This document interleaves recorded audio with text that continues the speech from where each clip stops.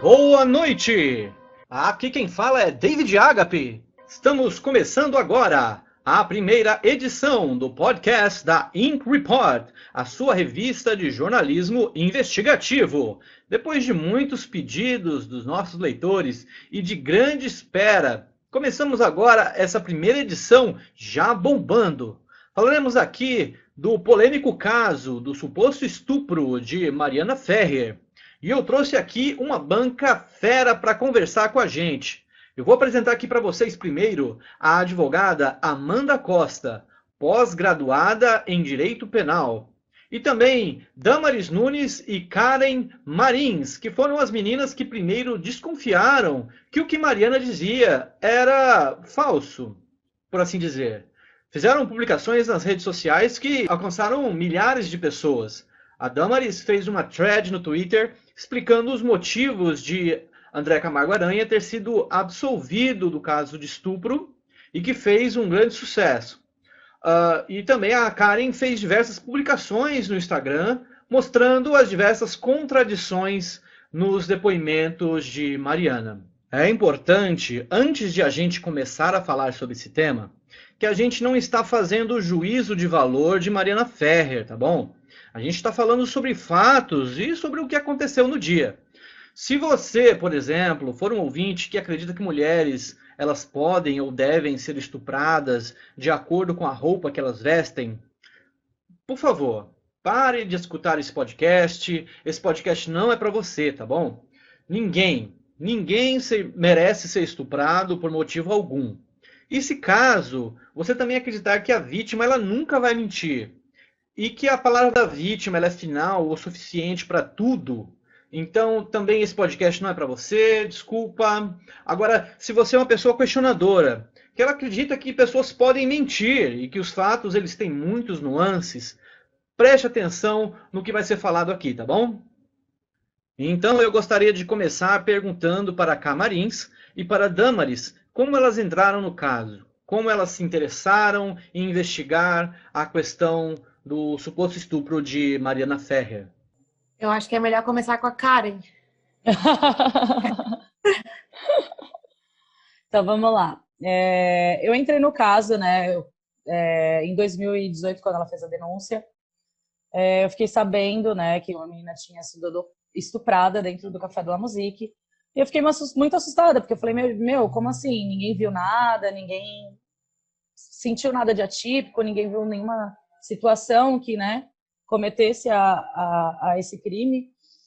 E daí, tipo, eu fui perguntando para as pessoas, como eu trabalhava nas duas casas e ainda trabalho, né, tanto no Café quanto no 300, eu perguntei para as pessoas que trabalham comigo e eles me informaram que tinha um vídeo dela caminhando, e aí eu vim saber da denúncia real, né, que era que ela falava que tinha sido dopada e estuprada. Então, assim, eu fiquei sabendo dos vídeos que tinha dela entrando e saindo do 300, em plenas condições, nas suas faculdades mentais, né, normal, sem estar desesperado, sem qualquer vestígio de que tivesse acontecido, né, um crime dessa barbárie. E em 2019, quando ela veio a público, eu fiz a pergunta, né, que eu sempre quis fazer para ela, né, onde estavam os vídeos dos 300, porque ela postou o que, né, cometia ao depoimento dela, o que batia e era conivente ao depoimento dela. Ela postou o vídeo dela descendo e subindo, porque até então a primeira denúncia dela era que ela tinha sido dopada e estuprada por um desconhecido no Café de la Musique. Então eu fiz essa pergunta, de onde estariam esses vídeos, porque até então eu achava que ela poderia ter sido estuprada ao sair do 300, poderia ter, sei lá, eu cheguei a cogitar até o coitado do Uber, coitado, né? Mas enfim, eram as hipóteses que surgiam na minha cabeça. E aí, a partir do momento que eu fiz essa pergunta no Instagram dela, a minha vida virou um inferno. Ela postou minha cara como apoiadora de estuprador para 150 mil seguidores, falando, né, que eu fazia parte de uma máfia de venda de virgens, que eu fazia parte dessa organização criminosa. E aí, aquele rendezvous, a mídia e apoiadoras cegas e fanáticas, né, porque virou uma... Eu falo que Mariana Ferrer virou uma religião, né? Porque, olha, é só Deus. É umas pessoas muito fanáticas, Elas endeusam ela e não conseguem enxergar. E isso a Damares pode completar, porque ela foi uma das pessoas que a gente já quase se bateu no Instagram. Mas Ai. tudo certo. Águas passadas, agora tá tudo certo. Ai. Então, uma amiga minha me mandou um vídeo da Karen, um vídeo não, uma live, né? Aí eu assistindo, tava xingando ela um monte, assim, ó. Daí chegou no final do vídeo, ela falou sobre o Photoshop nas fotos. Aquilo deu um estalo na minha cabeça e eu falei, meu Deus, ela mentiu. E fui falar com a Karen.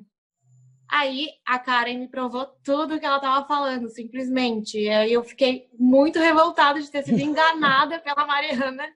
E a gente resolveu fazer a thread, né? Pra tentar mostrar para as pessoas. Não deu muito certo, mas está começando a dar agora.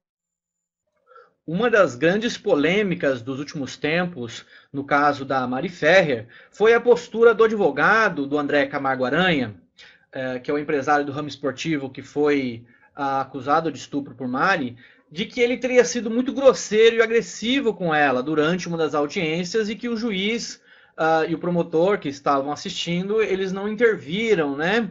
A minha pergunta é para Amanda Costa: houve exagero na exposição de Mariana Ferrer durante essa audiência? Vamos lá. Quanto ao advogado, se ele realmente expôs a Mariana. Quando a gente analisa aquele vídeo do Intercept, inicialmente, a gente realmente vê de uma forma que eu fiquei assustada. Foi vendo aquele vídeo, eu vou ser muito sincera, eu não sabia do caso Mariana Ferrer até aquele vídeo, tá? Eu sei que foi um caso que explodiu nas mídias e tudo mais, só que eu lembro assim, de alguma coisa muito vagamente daquela época, mas daqui agora, depois eu vim me inteirar mais agora, com esse vídeo. E também pela notícia escandalosa do estupro culposo. Enfim, e quando a gente analisa aquele vídeo, né, do Intercept, a gente realmente vê um exagero. A gente vê um exagero parte do advogado. Porém, a gente tem que entender o seguinte: o advogado, dentro das audiências, ele tem uma imunidade. E eu trouxe até aqui um entendimento do próprio STJ, que fala o seguinte, né, que foi uma reclamação que teve, foi a reclamação 15.574, e coloca aqui, olha, o que um homem tinha alegado que a advogada teria cometido contra ele um crime de calúnia, e que não estaria cobertado pela imunidade profissional inerente ao exercício da advocacia.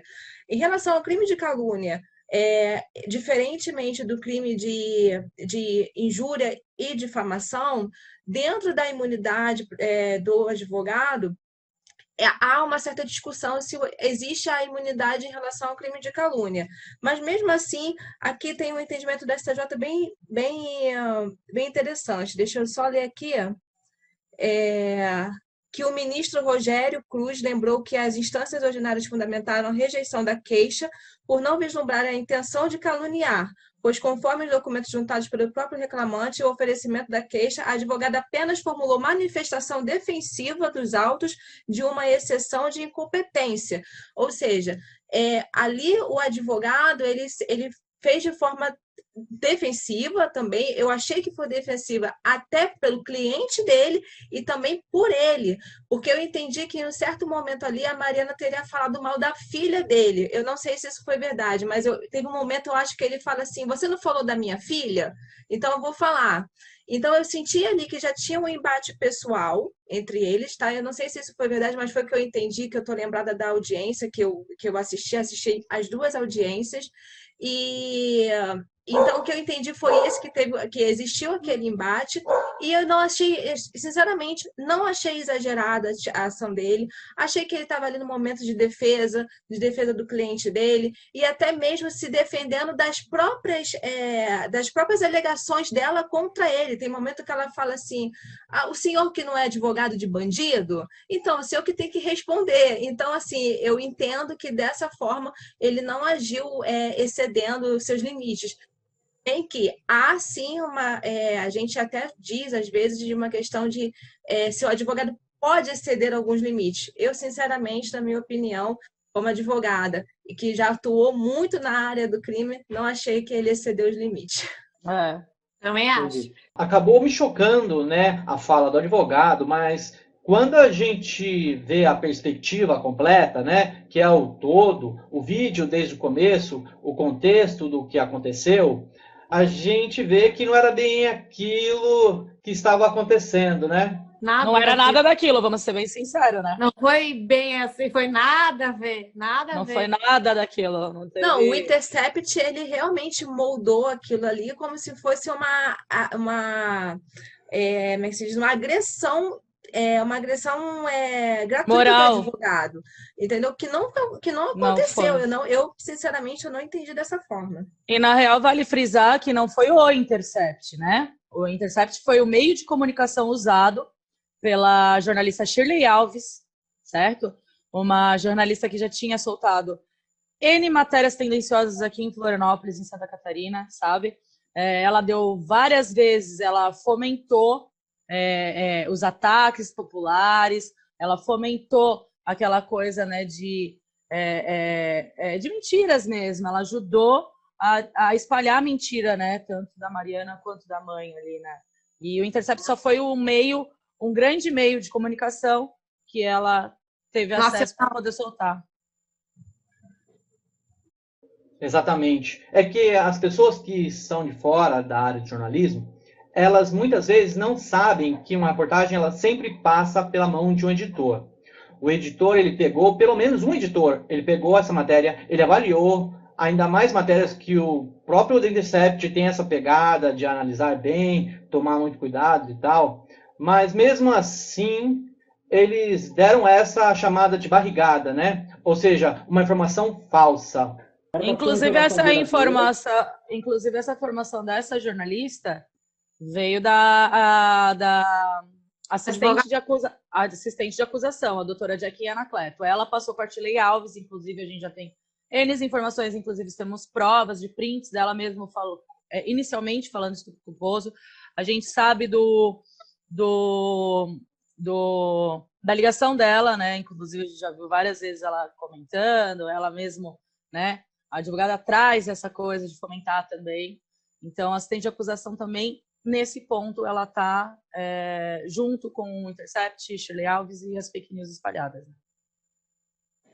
Exatamente. E quando a gente fala de The Intercept, a gente não pode esquecer de todos os outros casos. Inclusive o caso da Sabrina Bittencourt, que é o caso que eu me envolvi intensamente há alguns anos, que é o caso de uma ativista que supostamente se suicidou, mas na realidade ela está muito viva e está aí pentelhando todo mundo.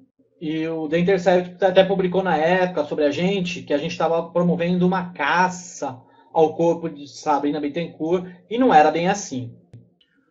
Quando nós falamos sobre investigação, vocês logo pensam na investigação policial, você pensa em detetives, mas investigações também podem ser feitas por pessoas comuns. A internet popularizou e facilitou o acesso à informação para todo mundo. Então, o que era antes investigado por poucos jornalistas e checado por poucos jornalistas, hoje ele é checado por milhões de pessoas, anônimas muitas vezes, que é o caso aqui da Karen e da Damaris, que investigaram e foram buscar informações sobre o caso da Mari Ferrer. Só que essa é uma faca de dois gumes. Por quê? Porque, por um lado, se você tem milhões de pessoas buscando informação, buscando entender o que aconteceu ao mesmo tempo, ajuda, né? Só que, por outro lado, você tem a imprecisão. As pessoas comuns muitas vezes não têm a precisão e a expertise em como apurar uma informação que um jornalista, que um policial e que um investigador tem. Então a proposta aqui da Inc. também é dar esse treinamento para vocês, e ele vai começar ano que vem, logo em janeiro, nós vamos começar o nosso curso de checagem de fatos. Então vocês fiquem ligados, vai ser um curso gratuito e aberto. O importante aqui é disseminar o conhecimento. E agora eu gostaria de perguntar para as meninas, principalmente para a Karen, que foi quem começou, né? Quais foram os métodos utilizados para buscar as informações, para checar as informações? Vamos lá, eu, né, O meu método mais inicial foi conversar com as pessoas que estavam com ela no dia, com as pessoas que viram ela, com pessoas que estavam no 300. Então, eu conversei com todas, né? Alguns eu já conhecia, outros eu conhecia de vista, outros eu tinha uma certa amizade. Então, assim, eu comecei a perguntar, gente, isso, aquilo outro. E assim, todos os depoimentos das pessoas que eu conversei eram totalmente incongruentes com o que ela falava, com o que ela postava. Então eu falei, peraí, gente, não é possível que todo mundo tá louco, todo mundo não tá vendo, todo mundo não viu nada de anormal e só ela está falando a verdade. Então foi aí que eu comecei aquele meu... como algumas pessoas já sabem, né? Mas eu passei por um abuso, então eu usei essa minha dor e a minha revolta de ver ela fazendo uma falsa acusação de estupro e, tipo, possivelmente mentindo naquela época, me deu uma revolta tão grande que eu usei assim, eu fiquei obcecada no começo mesmo. Fiquei muito obcecada, primeiramente por me defender e segundo porque eu fui uma vítima. Eu acho surreal uma mulher fazer isso com nós mulheres e com nós vítimas reais. E você, Damaris, quais os métodos que utilizou? Eu vi o processo e comparei com o Instagram dela. Não tinha mais Instagram dela na época que eu peguei o processo na mão, né? Porque hackers jogaram na internet. Todo mundo me perguntava, mas como você tem acesso? Eu falava, gente, procura. Dá uma procurada. Tá no Tá Google. lá? Tá no Google. Aí comparei com o que ela postava no Instagram, eu já lembrava de algumas coisas, estava tudo assim em site, na internet, eu fui comparando e fui ficando, meu Deus, é tudo mentira, não tem nada aqui, não tem nada a ver com o que ela fala, tá tudo distorcido, ela só posta o que é bom para ela e assim, ó, tudo corria para que ele fosse inocente, no caso. Foi basicamente isso, foi comparar o processo com o Instagram dela. É uma estratégia muito efetiva e interessante a pesquisa em dados públicos, né, para fazer investigações. Então você imagina que o cara vai investigar informações secretas e obscuras, mas na verdade às vezes os fatos estão escancarados na nossa frente, né? É importante a gente frisar que no caso da Mari Ferrer, desde o começo a gente só teve acesso à versão dela. Ela foi nas redes sociais, ela fez a denúncia, ela contou que era uma vítima, tal. E até o André Aranha, ele fala, né, quando ele estava dando o depoimento dele, que não importava o resultado da sentença do juiz, que ele já tinha sido condenado pelas redes sociais. E isso, de certa forma, é um fato. Se a gente for analisar o número de interações que a Mariana teve, ela teve perto de 1,5 milhão de assinaturas numa petição para a prisão do André, a hashtag dela que chegou a milhões, atingiu influenciadores como Felipe Neto, que tem milhões de seguidores, políticos, ministros do STF. Ela teve o apoio de toda a grande mídia do Brasil. Toda a grande mídia apoiou a Mari nesse caso. Então não se pode dizer que que ele é super poderoso e ela é super fraca. Hoje eu acredito que ela tem um poder absurdo. Eu observei, por exemplo, que o Instagram dela, no começo, antes dela fazer a denúncia nas redes sociais, tinha na faixa de 130 mil seguidores. Após a primeira denúncia, uns 3 ou 4 dias depois, já estava em cerca de 300 mil seguidores e hoje está na faixa de 800 mil, quase 900 mil seguidores no Instagram. 828, para ser bem exata. Ela tá perdendo agora. Agora ela já perdeu 10 mil, graças a Deus. E nesse caso, vocês que são, digamos, influenciadoras, você, Karen, que é influenciadora, o que um número de seguidores ele significa para um influenciador? Como que isso pode se traduzir em números financeiros, por exemplo? Então, o Instagram, né? O Instagram é diferente do YouTube, né? É um pouco diferente, porque o YouTube tem a monetização. O Instagram você ganha parcerias, né? Dinheiro mesmo antes do Instagram. Do Instagram, não sei se você ganha do Instagram, mas você ganha nas parcerias. E ela, tipo assim, ela tem um Instagram enorme, porém ela não tem parceria com ninguém. Mas eu e a Damaris e o nosso grupo do FBI aí que a gente descobriu de uma menina que falou do caso no YouTube e o YouTube dela é monetizado e ela fez um caso falando da Mariana e de uma outra vítima e a monetização desse vídeo que ela ganhou ela falou que não ia pegar para ela, que ela ia pegar o valor e ia dividir entre a Mariana e entre a outra vítima, né? E aí ela falou que a Mariana não quis o dinheiro, mas ela falou que era para dar para uma instituição de caridade, para ajudar os animais, e a Mariana indicou uma instituição de caridade para que essa menina fizesse o depósito. E a gente assistiu um vídeo em que aparentemente a menina tomou um golpe dessa instituição de caridade. Aparentemente não, ela tomou um golpe dessa instituição de caridade indicada pela Mariana. Não foi uma instituição de caridade que ela escolheu, eu vou escolher essa. Não, a Mariana indicou essa e ela tomou um golpe, sim, onde todo o dinheiro da monetização, o valor total, foi cobrado do PicPay dela, se eu não me engano, né, Damares? É isso. Então, assim, eu acho que ela não ganhou diretamente, mas indiretamente eu tenho certeza que ela ganhou dinheiro, porque muitas pessoas ajudaram ela, e isso eu tenho certeza. Essa daí dessa menina, inclusive, a gente tem como provar, porque tem um vídeo dela postado no YouTube onde ela fala disso, mas eu tenho certeza que ela teve ajuda de muito mais outras pessoas que se comoveram com a luta dela, né? Quando a gente fala de investigação, a gente também pensa em pelo menos dois lados, de quem acusa e de quem se defende. E como a gente sempre teve acesso apenas ao lado da Mariana Ferrer, até porque o caso seguiu em segredo de justiça, era a palavra dela contra a de ninguém. Então a gente tinha que, de certa forma, aceitar a palavra dela como verdade, né? Mas aí quando veio a público tanto a questão da sentença, a sentença final que vazou agora, e o vídeo, né, também da sentença que apareceu agora, aí o jogo começou a meio que mudar. As pessoas começaram a pensar um pouco mais diferente. Eu vi algumas publicações, em alguns comentários, pessoas que mudaram de ideia, chegaram até a agradecer as meninas pelos esclarecimentos que foram feitos e tal. Damares, qual foi o comentário que mais te marcou de pessoa que mudou de opinião depois de tudo isso?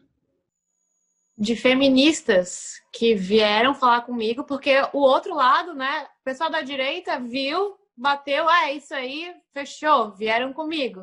Agora as feministas que deixaram de lado a ideologia para acreditar realmente nas provas, essas me marcaram mais.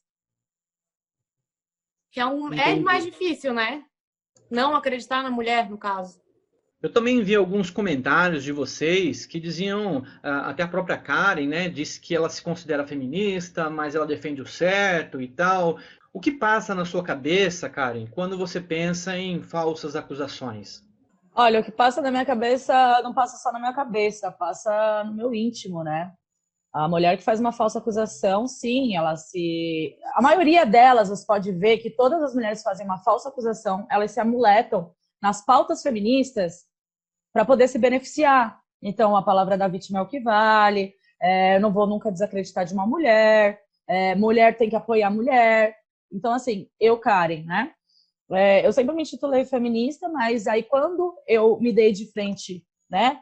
Eu estando numa situação onde eu estava também sendo acusada falsamente e eu precisei do apoio delas e eu tive total negação e me viraram total as costas, eu comecei a estudar o movimento mais a fundo e eu digo hoje, assim, eu ainda sou feminista, me intitulo feminista porque se você for procurar a palavra feminismo no dicionário, é totalmente coerente, não é o que é pregado hoje, né?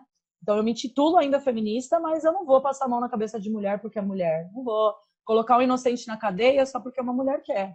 Desculpa, mas isso não vai. E é por isso que eu sou tão atacada pelas mulheres. Porque elas falam que eu tenho que acreditar 100% na mulher. Eu não tenho, cara. A mulher também mente assim como o homem mente, assim como a pessoa mente. Isso daí, a mentira, a enganação, não é do gênero, e sim é do caráter do ser humano, entendeu? E sem contar que atrapalha também, né, o andamento das denúncias verdadeiras, porque a Mariana foi a única a ser julgada na pandemia em Santa Catarina. Isso é um puta privilégio, Enquanto estava todo mundo esperando, ela estava ali, tendo o processo dela andando. E por falar em atrapalhar, também muito se falou que a própria reportagem do The Intercept atrapalhou até o caso em favor da Mariana. Eu queria que a Amanda falasse um pouquinho sobre a questão do estupro culposo, que a gente já sabe que não existe, né? Não é preciso ser um grande especialista para ver que isso foi tirado meio que, digamos, eu não posso falar aqui não. A gente entendeu. Foi tirado de um lugar não muito iluminado pelo sol. Mas, Amanda, fala pra gente um pouco sobre a questão do estupro culposo. Olha, foi o que mais me marcou. Eu lembro que eu estava na academia, e quando eu via, eu estava saindo já da academia, quando eu vi aquele negócio de estupro culposo, aquilo me deu um nó, porque e eu lembro que eu fiz até um comentário no Facebook e as pessoas falando assim, gente, vocês estão preocupados com o estupro culposo, enquanto tem gente que pode ter, enquanto tem um estuprador à solta. Aí eu falei assim, não, você não está entendendo a importância, o quão isso é perigoso no ordenamento jurídico, você ter uma coisa desse tipo, você ter uma coisa de estupro culposo. Então, na hora, eu fiquei estática, porque eu falei assim, gente, não é possível, eu não estudei penal direito. Não existe estupro culposo. Como assim? E eu até fiz, gente, que negócio é esse de estupro culposo? Isso é uma bagunça no ordenamento jurídico. Então, eu lembro que de início eu quis que as pessoas entendessem que se isso realmente tivesse acontecido, era uma bagunça muito grande no ordenamento jurídico, que não poderia acontecer. E aí eu falei assim, não, calma aí, vamos com calma, que tem alguma coisa errada aí, alguma coisa errada que não está certa. Cheguei em casa, primeira coisa que eu fiz foi conseguir a sentença, porque a sentença aí já não é segredo para ninguém, a sentença já estava rolando na internet de várias formas e me mandaram a sentença. Eu falei, pronto, vou ler a sentença. Eu li a sentença inteira, li toda a sentença. Já comecei a sentença achando o depoimento da Mariana muito confuso. De coração, eu achei o depoimento dela confuso demais. E isso eu até coloquei num texto que eu fiz. E, de cara, veio lá o erro de tipo, que foi também trazida pela doutrina do Rogério Greco. O Rogério Greco é um doutrinador. Eu já acompanho o Rogério Greco desde 2004, se eu não me engano, 2005. Eu entrei na faculdade em 2005. E eu lembro que em 2005, o auge do doutrinador de direito penal era um doutrinador chamado Rogério Bittencourt. E eu lembro que eu sentei na livraria, eu peguei, aí me falaram assim, olha, tem esse doutrinador aqui, você quer ler? Eu peguei para ler a doutrina do Rogério Greco e fiquei encantada pela didática dele. E quando eu li lá, eu assim, até hoje eu acompanho, eu sigo o Rogério Greco nas redes sociais e tudo mais. E quando eu vi lá, o doutrinador Rogério Greco traz o erro de tipo, eu falei, calma aí, gente, em que momento aqui se falou em estupro culposo? Em momento algum se falou de estupro culposo.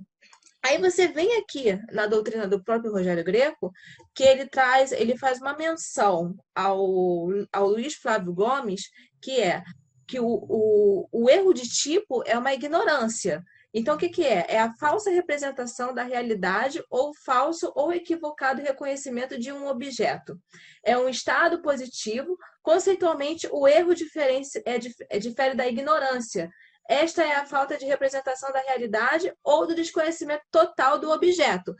Aí eu fiquei lendo aquilo e fala na sentença, eu não vou lembrar agora as palavras corretas, que ele fala da questão do erro de tipo, mas que ele fala que não teve a intenção. Mas a intenção, ela é ali ao fato, não é porque não teve a intenção de estuprar. Ele não teve a intenção porque ele não conhecia que aquele momento ela estava vulnerável, porque existe a vulnerabilidade no que tange a deficiência mental, a vulnerabilidade dos menores de 14 anos de idade e a vulnerabilidade caso a pessoa esteja com algo impossibilite a defesa daquela pessoa. E nesse caso eu trato como vulnerabilidade transitória. Por quê? Porque aquilo ali pode passar, porque era o caso, o suposto caso da Mariana. Ela teria tomado ela fala que tomou uma droga, que foi drogada, que ela estava drogada naquele momento e que ela teria sido estuprada naquele momento que ela estava drogada. Então, seria uma vulnerabilidade transitória.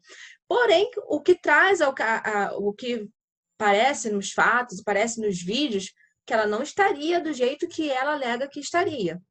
Entendeu? Então, assim, eu analisando os vídeos, analisando tudo, eu vi o vídeo dela subindo, o vídeo dela saindo, não entendo ali realmente que existia uma vulnerabilidade, eu posso estar enganada.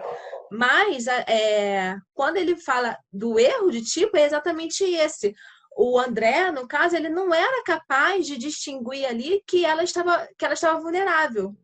Ele não conseguia ali, se ela estivesse vulnerável realmente, né, a suposta vulnerabilidade dela, ele não conseguia ali saber que ela estava. Então, isso foi o erro de tipo, que na verdade foi interpretado como estupro culposo. É importante frisar também que numa investigação existem alguns fatos que são irrefutáveis. E nesse caso, o fato irrefutável, ou seja, que não pode ser questionado, é de que ela não foi dopada.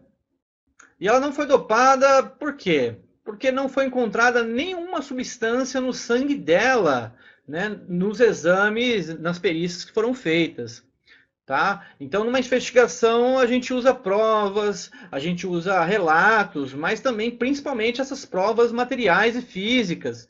E elas não têm como refutar. Por mais que um relatório ele possa até ser forjado, e é o que está sendo dito pela Mariana, né, que existe uma conspiração contra ela, que até os técnicos e especialistas da área manipularam o material dela, seguraram, demorou muito para ser feita a análise, mas você pode ver que isso é muito, muito difícil, né, a acontecer. E uma outra coisa que ampara essa ideia de que ela não foi dopada de forma alguma é que ela desceu extremamente lúcida as escadas. Então, ela utilizou o Uber para ir para casa, ela verificou a placa e o nome do motorista antes de entrar.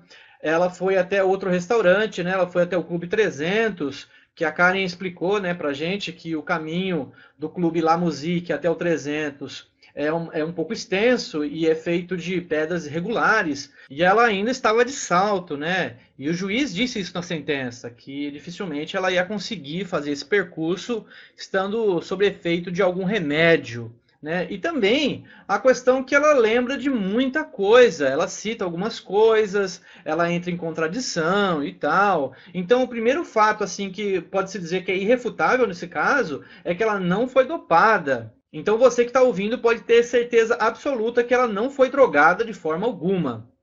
Ele também não drogou ela, né? Porque é isso. Pegaram todos os celulares dele, computador, fizeram perícia, não tem nada que envolva ele em uma máfia de drogar pessoas. Exatamente, inclusive os amigos também não. E o mágico piorou, né? Coitado do mágico que entrou de gaiato ali na onda.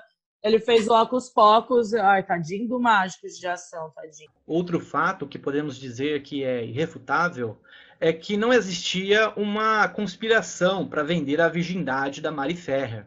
E uma das provas é que os amigos que estavam com ela no dia, que ela acusa, né, de participarem dessa conspiração, foram levados por ela própria. Então, a casa, né, que é o Café La Musique, não conhecia essas pessoas. O André Camargo Aranha teve quebra de sigilo telefônico e de e-mails, todo quebrado. Então, se tivesse uma conspiração, obviamente que isso ia aparecer em algum momento, né?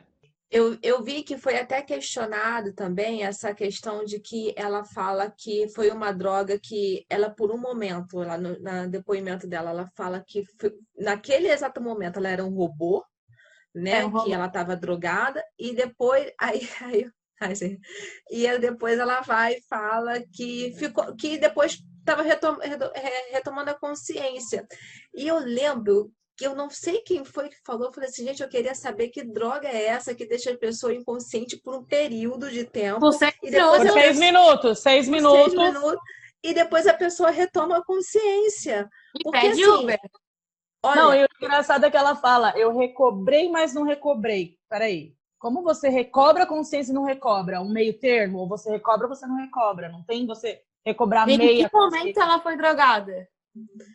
Pois é, eu fiquei assim, porque a gente analisa, lógico, primeiro a gente vê esses casos, a gente tenta ver uma consistência nisso. E eu quero até falar um pouco, se me permite, David, rapidinho, antes de mais nada, em relação à palavra da vítima, que todo mundo está falando, a palavra da vítima tem poder. A gente está muito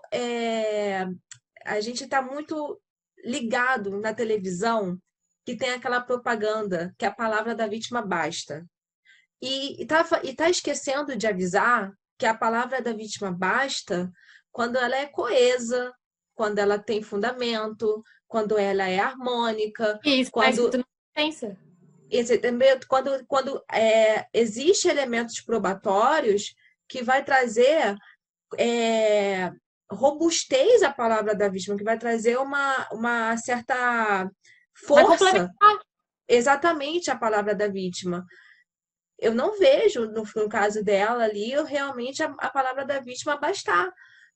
E uma das coisas que mais me chamou a atenção nisso tudo foi a questão, ela fala do vestido que foi para os Estados Unidos para ir para uma perícia. Cadê esse vestido?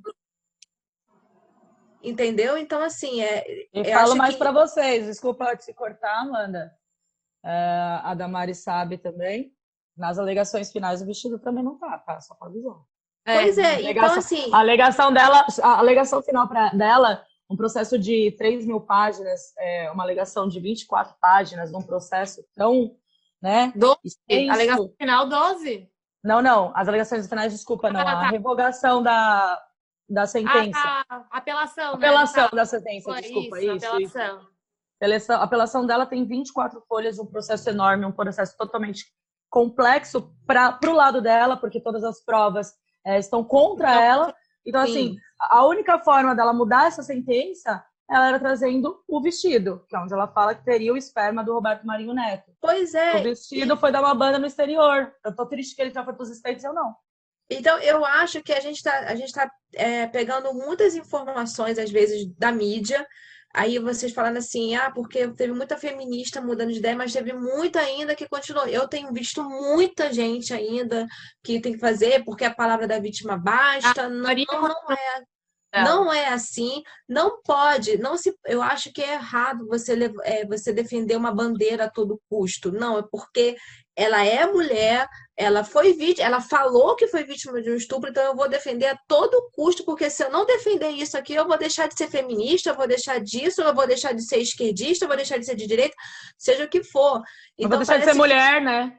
Vou deixar de ser mulher porque não vou defender, sabe? Então, assim, absurdos à parte, era só essa ponderação que eu queria deixar clara aqui, que a palavra da vítima ela vai bastar quando ela for coesa, quando ela trouxer complementar com os elementos probatórios do processo. Agora, para a gente encerrar aqui, tá chegando ao final, né? Pois é. Já?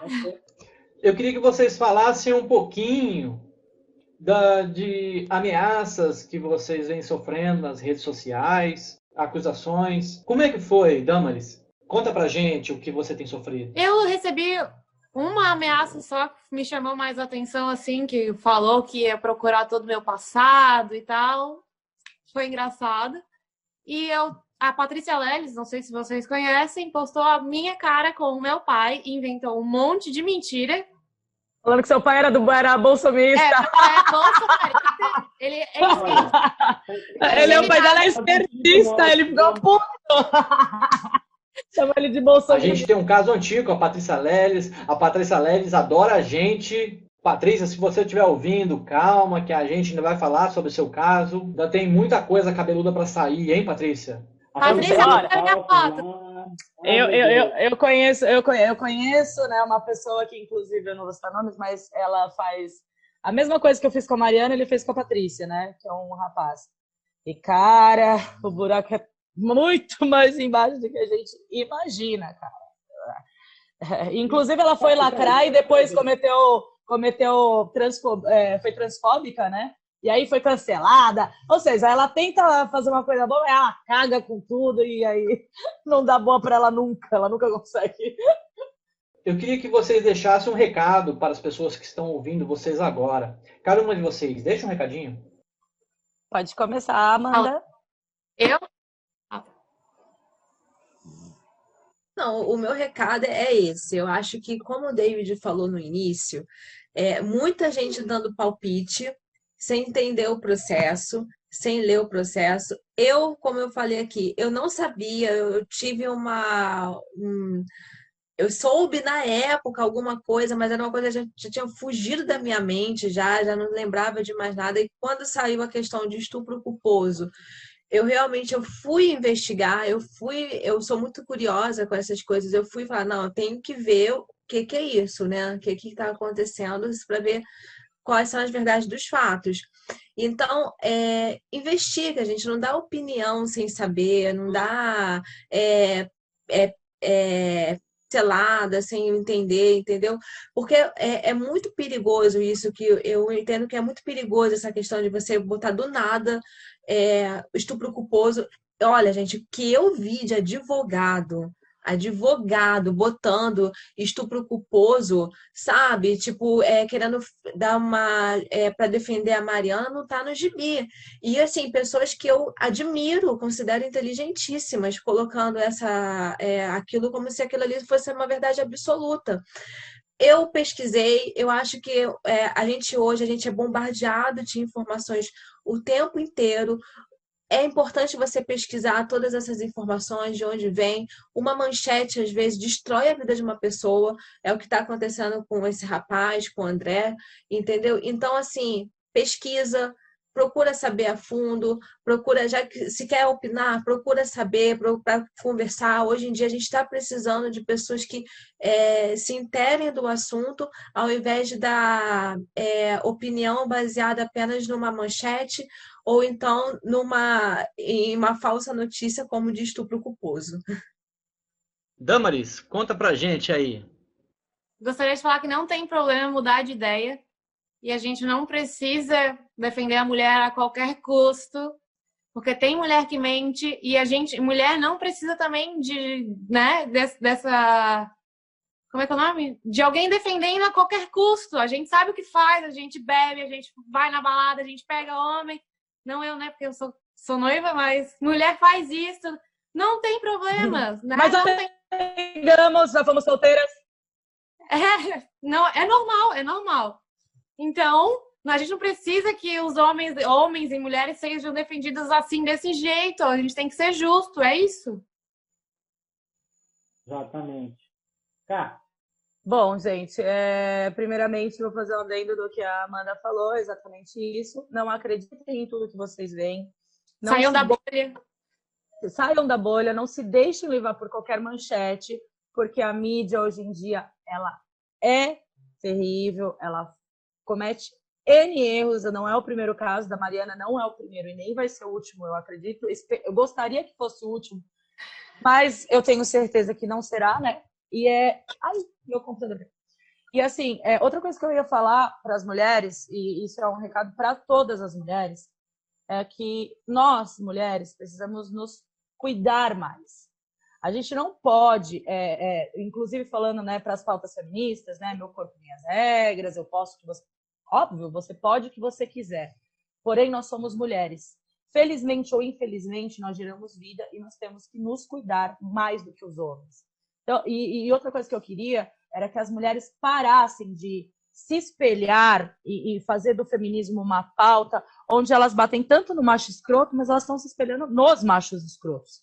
Ela está se espelhando no cara que bebe, que vive caindo de bêbado, ela está se espelhando no cara que pega geral, que não está nem aí, que transa com qualquer uma. E eu acho que a mulher... mas o homem pode, a mulher não pode. Não estou falando que ela não pode, estou falando que ela tem que se cuidar. A mulher precisa se cuidar mais. A mulher, eu acho que ela precisa ter noção do que é o corpo dela, né?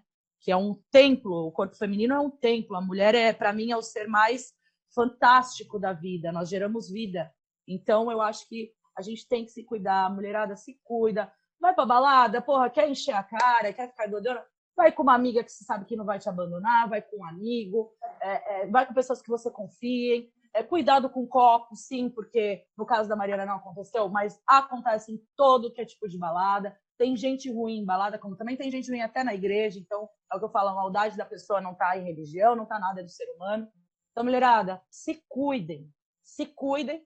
E outra coisa, para finalizar, para essas moças que fazem falsas acusações de estupro, que eu tenho a dizer para vocês que eu, como vítima, eu me sinto destruída e devastada cada vez que eu vejo uma falsa acusação. Então, mulherada, para de fazer isso para atingir seu ex-parceiro, para de fazer isso para tentar se beneficiar. Porque enquanto vocês estão tentando se beneficiar, e eu sei que vocês não estão nem aí para vítimas, vocês estão aí para o seu próprio ego, quando vocês estão fazendo isso, tem um monte de mulher que tá sofrendo por coisas bizarras, e vocês estão aí ganhando likes, seguidores, e se beneficiando numa causa que não é de vocês, e sim de vítimas reais.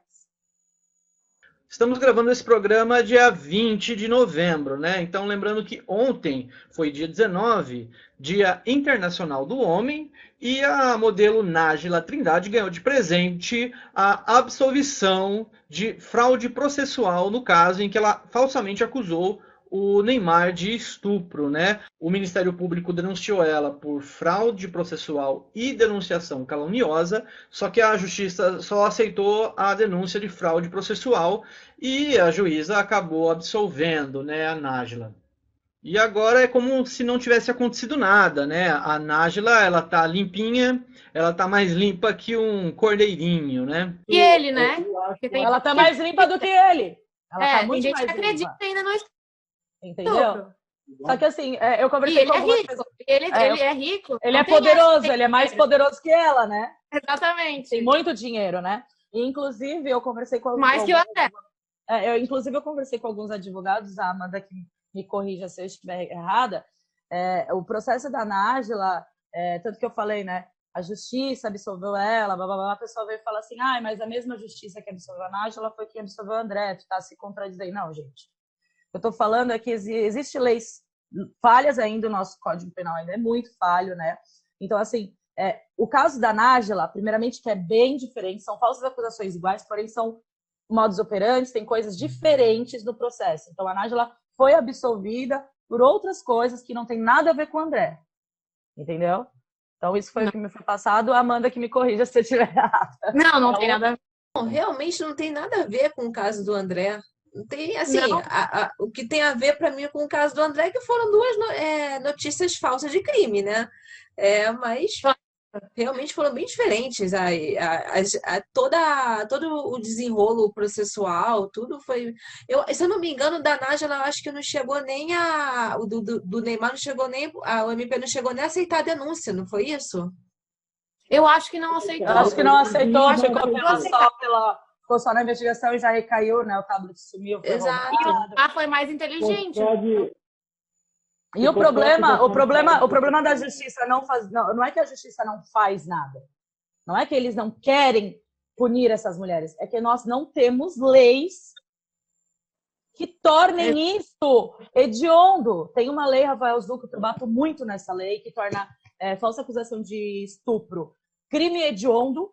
Então, assim, essa tem lei projeto de lei para isso. É lei Rafael Zucco o nome dessa lei. Eu bato muito em cima desse projeto de lei, sabe? Eu acho que essa lei devia ser aprovadíssima para a mulherada começar a ter medo, porque elas fazem isso, porque elas têm a certeza da impunidade, porque no nosso Código Penal não existe nenhuma lei que tem de falsa acusação, mas é de 1 a 4 anos, se eu não me engano, de cadeia. Se for réu primária, aquela gente sabe aquelas brechas, não acontece nada. Não tornou crime hediondo. Fez uma falsa acusação de estupro, foi provado, vai ficar 12 anos lá em cana, igual o cara que você queria colocar na cadeia 12 anos em cana injustamente. Entendeu? Então, é as nossas leis que precisam ser mudadas, não é o Ministério Público nem a Justiça, é nossas leis. Esse projeto de lei caiu na mão da, então, deputada Maria do Rosário, né? E aí ela disse que já existe legislação que fala sobre falsas acusações. Então ela acabou arquivando, infelizmente, essa lei foi para a gaveta.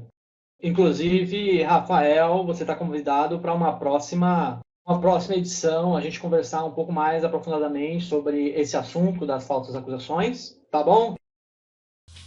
E eu agradeço cada uma das meninas que participaram do nosso programa. Vocês são demais, parabéns pelo trabalho de vocês. Amanda, muito obrigado pela sua presença. Vocês iluminaram o nosso programa hoje. Quem sabe a gente faça uma nova edição, até falando um pouco mais sobre o caso Mari Ferrer. Muito obrigado a você que acompanhou esse programa. Semana que vem vamos continuar um pouco nesse tema, mas falar sobre jornalismo investigativo, barrigadas. Eu contarei aqui com a presença da jornalista Paula Schmidt, que é incrível. Você precisa conhecer a Paula se você não conhece. Também o geneticista Eli Vieira, que é um dos fundadores aqui da Ink Report. Vai ser imperdível. Então eu te vejo lá, hein? Tchau! Ah.